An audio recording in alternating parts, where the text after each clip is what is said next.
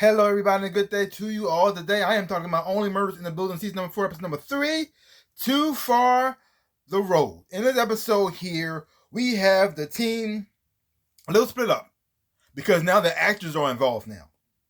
The actors who are going to be playing them in the movie are now pretty much like shadow following them, trying to get to know them as characters, trying to get inside their minds, and trying to so they could portray them well on screen. And you have Steve Martin working with Eugene Levy, and Eugene Levy is pretty much like idolizing Charles, and because of Brazos, a TV show, and he got this whole thing in his head who he is, and he pretty much like humbling himself in front of him, and Charles didn't like it at first, but because this guy constantly puffing him up a little bit, it makes him feel good. And then you have what's going on with Oliver and Zach Galifianakis. Zach Galifianakis doesn't respect Oliver at all. He doesn't even want to do this movie. He only does the movie because for the paycheck. He sees this guy as nothing, very shallow, nothing to him. He doesn't even know him at all. He doesn't care about him. He's stupid. He doesn't care about his stupid stories. And so he's just there. And Oliver's trying to do everything he can to win him over to actually like him, because Oliver has had a rough time in the industry. A lot of his plays flop. A lot of the things he does ends badly. It never does well, and he just keeps trying. And he tells all these stories like that too of things how it used to be, how we used to done it back in the day. Something may be real, something may be exaggerated, but he doesn't care. He tells them anyway, and that's his way how he copes with things as well, how he contributes. And so it's not really connecting. And then you have the other thing going on with Mabel and Eva Longoria. And Eva Longoria is trying to out millennial Mabel, even though they're not even the same age. It's just so weird because she acting like she's the same age as Mabel. Mabel like this, no, you're not.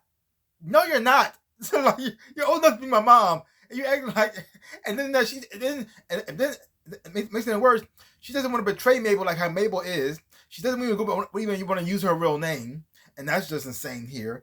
And we also finally get to see Kamel. We finally get to see Kamel as the Christmas guy named I think his name Rudy, and he's the Christmas guy. And you find out more about his backstory and why he does what he does as well too. So you got a lot of things going on in here, a lot of crazy stuff. And you also have Eugene Levy, Steve Martin, and Richard Kind all in the same room together and acting off one another, and that's just fun. That's fun to watch as well too, because they're all comedic actors, and then watching them play these roles like this too is just very fun to watch them bounce off one another and how what they contribute to the scene. I really do enjoy that as well too. It's very well done, and even like I watching Oliver and like Martin Short and Jack Galifianakis play off one another as well too, because it was like it's comedic in here. It had comedic moments in here that I really did enjoy, but also has some strong dramatic moments in here as well too. That actually really move you because you really get to know Oliver a whole lot more in here and why he does the way he does. Because you have Howard, who kind of looks up to Oliver, but it's very messed up way. Like he looks up to him, he sees him as somebody as a role model, because somebody who doesn't give up, who always constantly fighting, constantly pushing himself. But when he's defending himself to Zach Galifianakis, because Zach doesn't even get him at all, doesn't want to understand him, thinks he's just shallow. They even go on this little shopping spree together, and Oliver thinks they're bonding, getting to know one another. He's just going through the motions, just playing along with them, just to make him feel good. He doesn't care.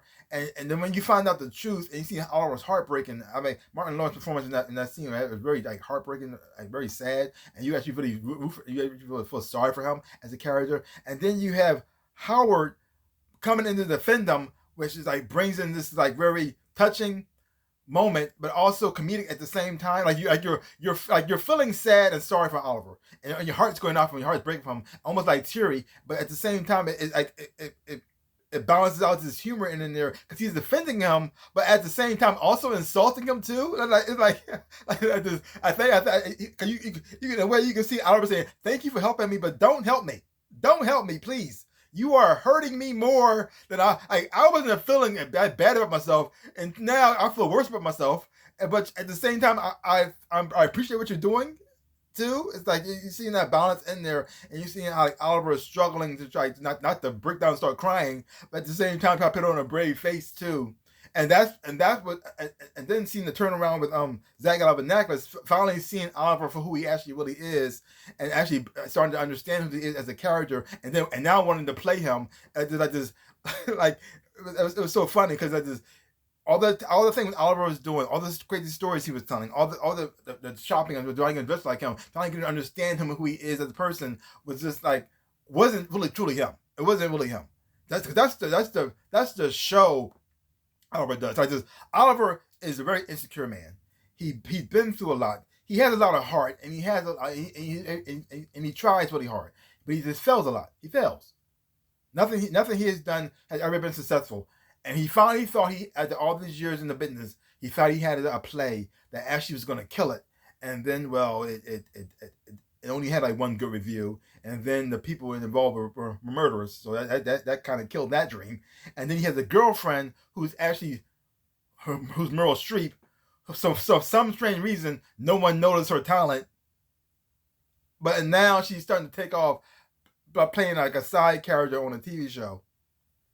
This show is insane. But at the same time, so her career is starting to take off, and his is still just declining downward.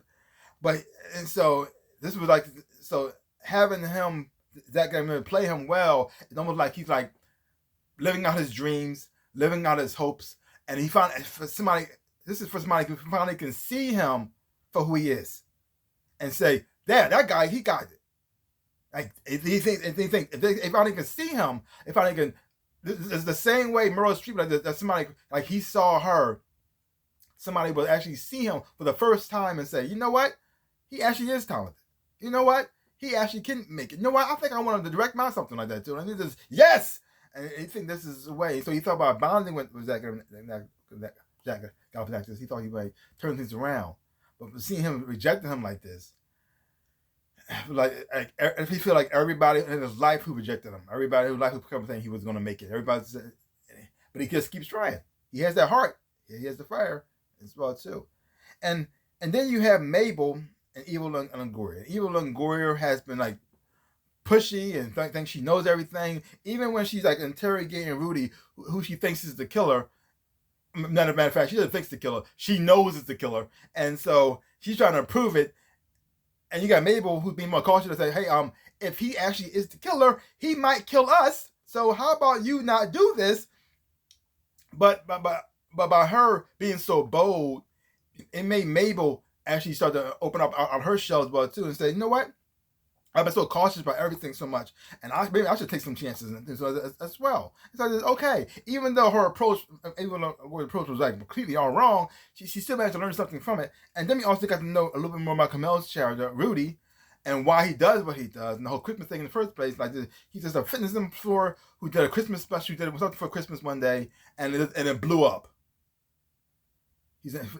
And now we got the most views on the internet, and so because of that, he just kept doing Christmas stuff and just kept getting views. And so he just stuck with the theme, even though he's not even into Christmas. And that was the even funnier part about the whole situation. Too. Like, it made it so ironic. Like this guy who dedicated his whole life to Christmas, made his whole life about Christmas, everything about Christmas, and he hates Christmas. Like wow. Wow. And I really did enjoy Kamel's performance in here too. I like Kamel. I must like him everything I see him in. And so I see him in here as well too, playing off these characters as well. It was just so much fun. And like I said, the whole thing with like Steve Martin, Eugene Levy, and Richard Kind, their comedic timing between one another and chemistry like that was just fantastic. And then watching like this, all these three people are kind of alike in a lot of different ways, all awkward, weird characters who like this, who wants to be friends, they want to open up and be socialized, but they all like this weird about it. I mean, you got Richard Kind's character Vince, because it's his uncurable pink eye, and that gets from both eyes from time to time. It causes him to be a little bit cautious around people because he don't want to spread it. I'll be kind of messed up. And so you got Charles, who's just weird all the time, and the only reason why he made friends in the first place because of Saz, and Saz isn't there anymore. So now he's just this weird, awkward, not talk to people self. And you got Eugene Levy realizing, oh, I thought you were like this, but you actually more like a chicken than I am. And then when they both came up with Eugene Levy came up with the plan for him to take off the eye patch, was just so ridiculous and so silly. And you got Charles like no, I am not going to tell some stupid joke like that. And then he goes and he goes spit in it. I'm gonna spit in his face, and then he pulled the passenger. Hey, why would that work? If he actually is the killer and I spit in his face, don't you think that would piss him off and make him want to kill us? I just like why? So a great episode as well too. My favorite part was all about the whole thing with Oliver and Zach. I really didn't enjoy that scene, them two together. And then the whole perfect strangers sequence that happened in there, I thought was just silly. But I really did enjoy that as well. So leave comments down below. Let me know your thoughts on the episode Only Murders in the Building. If you haven't been watching it, check it out for yourself. You make sure to like, hit the thumbs up, and subscribe to my channel and share. I really do appreciate it. Also, links down below. Next to my social media, you want to follow me there. I really do appreciate it as well too. Also to my store, my store thing with shirts and socks, everything else and whatnots. This is one of the shirts that I designed. This is my the mascot for my Arbor University. It has gone through some changes after this, but this is my first one because I looked before. So that's one of the designs. So see some stuff about and stuff. I really would appreciate that. So like I always say, in my dreams in life, I am the Ninja Rabbit. Peace out, people.